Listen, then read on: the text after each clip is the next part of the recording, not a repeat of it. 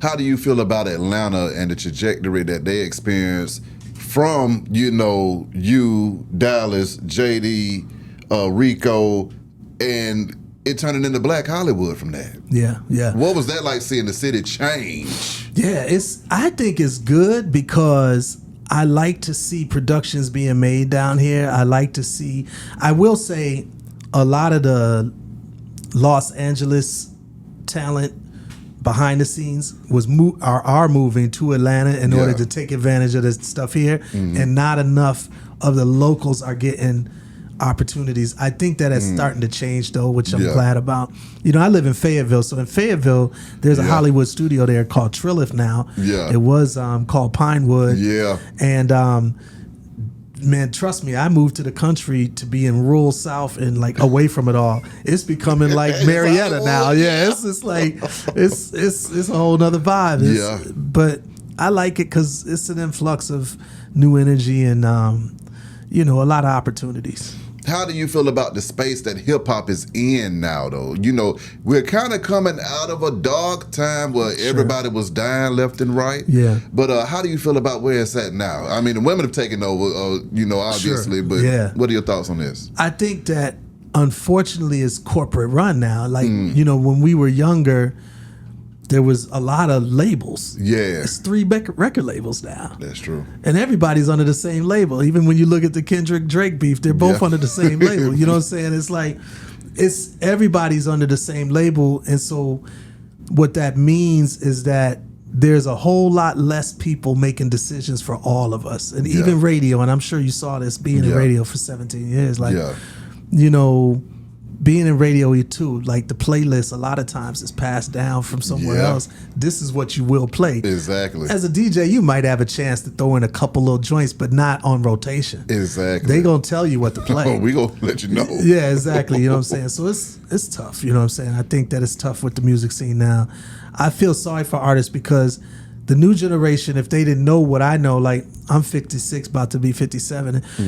I've lived in eras where you could be fresh as you really want to be as an artist, and there's some music activist in that city will likely take your record and try to break it. It's tough to do now unless you're getting broke in a strip club or, it's a certain type of sound that will get broke. But if you're doing other than that, it's tougher. That's my opinion. How do you feel about just the music moguls? Because, I mean, there were so many moguls back in the 90s and the early 2000s, and it looks like by the end of it, there were not any left, and the ones that tried to survive wound up in prison. Yeah, you're talking about Diddy now. Diddy, Suge Knight. Yeah, that's true. Irv got it. They had to deal with the feds before he passed, and they were able to beat that. Jay Prince had run-ins with the feds as well, running rap a lot. And you just saw a lot of people catching a lot of drama, moving forward. What were your thoughts on that? And then even where we are with Diddy right now. Yeah, I personally am not a huge fan of the mogul way of going. So like, to me, I feel like it should be more creatives that really care about the music and not just the money. And then we'll make money because the music is so amazing. So that's what I personally believe in. So I never was a big fan of that. Like, I personally felt like, man, this has got to be more homegrown than the mogul way. I respect the fact that they were successful. I respect that Diddy, probably made close to $1 billion or more. I respect that Jay-Z's making billions. But at the same time, I'm just not a big fan of billionaires, period, and I'm not a fan of that kind of consolidation of power. It's like what Kanye said, no one man should have all of that power. I just feel that way about it. I just feel like it should be more people, spread that wealth around, way more people. Why do you think that people are not spreading the wealth around? I think hip-hop has slowly grown into a mogul mindset, Okay. I forget the brother's name from Uptown Records. Andre Harrell. Andre Harrell, to me, was the first, hip-hop mogul that was doing it on that big level that I think Diddy, Jay-Z, all of them sort of like, okay, Andre Harrell's doing this.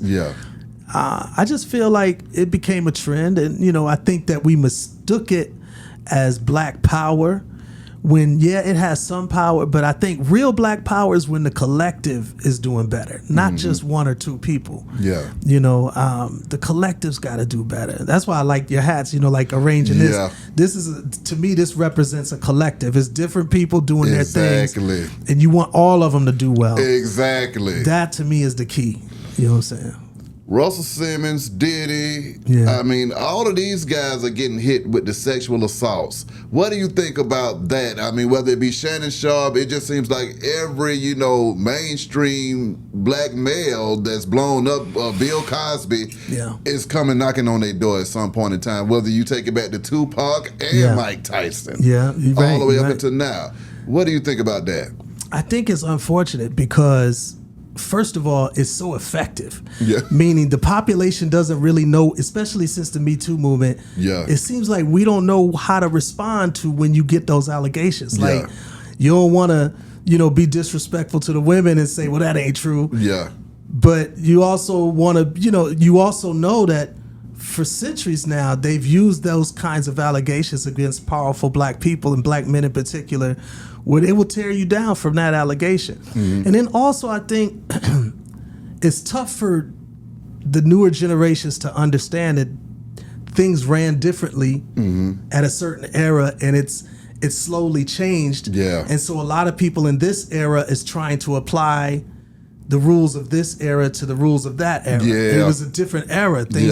People was thinking about it differently. So I just feel like it's messy. I think it's messy. I think for the Diddy situation, I personally do not think they will be able to get him for a RICO case because it doesn't seem like a RICO case to me. If they were able to get him for battery to Cassie, I think that would have been an easy case. But apparently that's not what they were going for. Yeah, they're not going for that. So, we'll see. What advice would you have to artists coming up right now in the game, in this whole digital world? Because how do you feel like the whole digital world affected hip-hop and music in general, the way we receive it, stream it, and monetize it? Yeah, I personally think we as a people need to get back to owning our own ways of getting our music out. Because I think we still don't actually realize how much of the biggest music is generated, created, and supported by us. Yeah. Like, we are the real actual sort of seeds for a lot of this stuff that's happening big right now. And I think if we were able to control our own outlets, I personally wouldn't even go to digital route. I think the streaming thing has killed the income of artists. So I'll say this to say, because I know in America we feel like, well, it's too late, that boat's passed. Yeah. But in Japan, they still sell CDs. Yeah. They don't even do streaming. What? I mean, there's streaming platforms, but they're not nearly as big in Japan because the government's regulated it to where, no, we're not going that route. Yeah. We're going the CD route. We're keeping the hard copies. Yeah. I think we could, as a people, do the same if we decided to, so that we can change the ecosystem, the financial ecosystem of how things are run. Because right now we're just dealing with what's brought to us. So, know, Apple brought streaming as far as, the iPod and stuff like that, and Apple Music. And then, of course, Tidal and Spotify, all this stuff has come. They told us all of a sudden we're going to get 0.003% off of each stream. Yeah. That was just given to us. We didn't have nothing to do with that. Yeah, you know what I'm saying? So now we just deal with it. Like, okay, well, this is the new thing. This exactly. And we just hustling, trying to make it through. Meanwhile, they're making the rules. We can make rules too. I feel like we can create rules and create music within those rules and change the paradigm. I feel that's what I want to see us do.